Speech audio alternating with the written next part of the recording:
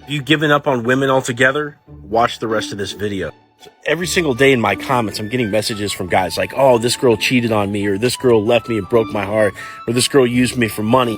And the conclusion that they say after bringing these points up is like, oh, you know, they're not worth it. You're better off just being alone. And guys who are in this mental space typically fall under one of two boxes.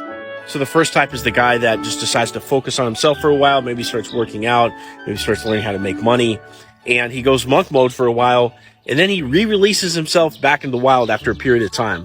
And the second type is people that have decided to give up on women altogether, and they say that it's the best choice, but when you actually go and look at their lives, they're not actually happy.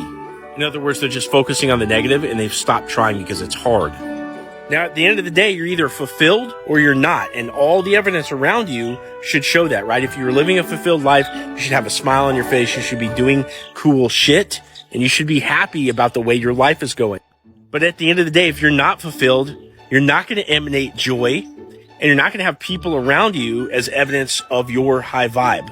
So humans are a cooperative species, right?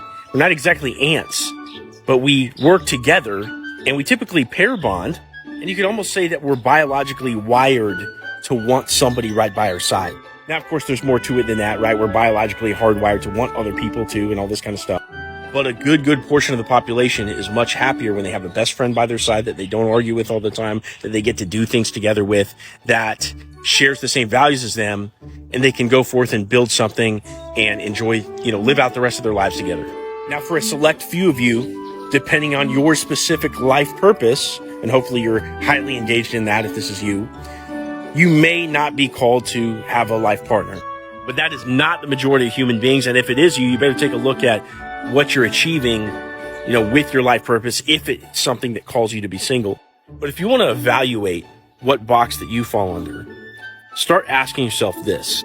Do I wake up happy? Do I bounce around in the things that I do? Have I taken consistent, dedicated action towards a goal in multiple areas of my life? Do people enjoy spending time around me? Am I typically smiling?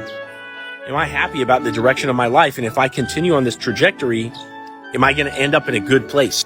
When I talk to other people, does it seem like they want to stay around me, or are they more apt to want to get away? All of these questions can help you ascertain whether or not the choice that you're making to stay away from women is something that's rooted in something that's good, or rooted in something that's ultimately going to hurt you.